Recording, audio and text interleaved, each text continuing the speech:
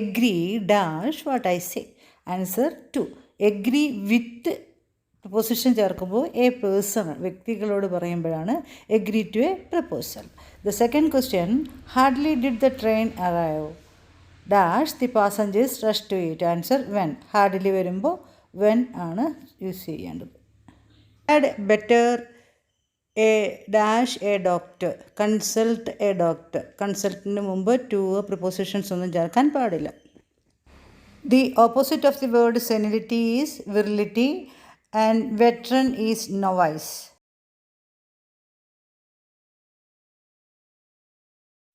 There is no dash with me.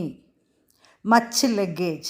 Don't use luggages. Luggage is plural, so don't use luggages. Question, some dyes are made dash the leaves of trees. ഇവിടെ from ആണ് അവിടെ correct answer with അല്ല. From എന്ന് പറയുമ്പോൾ dye ഉണ്ടാക്കുന്നത് ലീവ്സിൽ നിന്നാണ്, അത് മറ്റൊരു പ്രോഡക്റ്റാണ്. വിത്ത് ആണെങ്കിൽ മെറ്റീരിയലിന് മാറ്റമില്ല. One who dishonestly claims to have medical knowledge and skill. One word for this sentence is quack.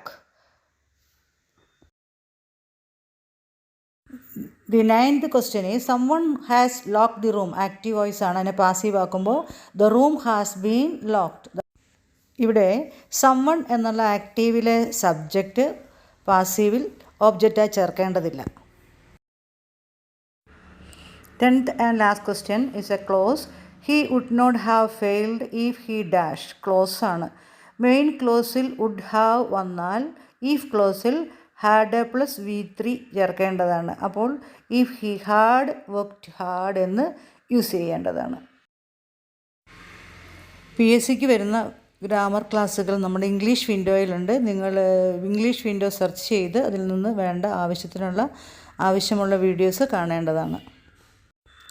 ഡിസ്ക്രിപ്ഷനിൽ നിങ്ങൾക്ക് ആ മറ്റു വീഡിയോസിൻ്റെ ലിങ്കും നൽകുന്നതാണ്. ഇതുവരെ ഈ ചാനൽ സബ്സ്ക്രൈബ് ചെയ്യാത്തവരെല്ലാവരും സബ്സ്ക്രൈബ് ചെയ്യണം, ഷെയർ ചെയ്യണം. നിങ്ങൾക്ക് വേണ്ട വീഡിയോസ് പോർഷൻസ് ഏതാണെന്ന് കമൻറ്റ് ചെയ്ത് കഴിഞ്ഞാൽ അടുത്ത ക്ലാസ്സിൽ ഞാൻ ആ വീഡിയോ ചെയ്യുന്നതായിരിക്കും. ബെല്ലൈക്കൺ പ്രസ് ചെയ്യുകയാണെങ്കിൽ അപ്ലോഡ് ചെയ്യുന്ന വീഡിയോസ് നിങ്ങൾക്ക് ലഭിക്കുന്നതാണ്.